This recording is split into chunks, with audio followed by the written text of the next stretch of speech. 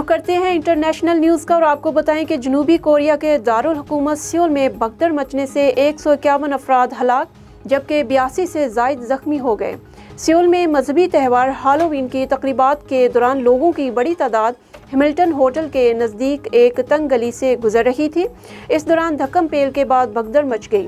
جنوبی کوریا کے صدر یون سک یول نے حادثے کی اطلاع ملتے ہی ہنگامی اجلاس کی صدارت کی اور علاقے میں ہنگامی طبی ٹیموں کو بھیجنے کا حکم دے دیا۔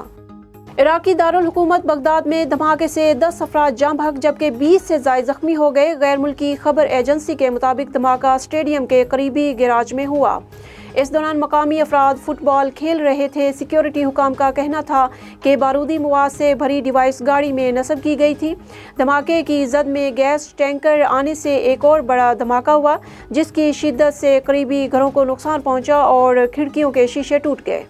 برازیل میں صدارتی انتخاب بائیں بازو کے لولا ڈی سلوا نے جیت لیا۔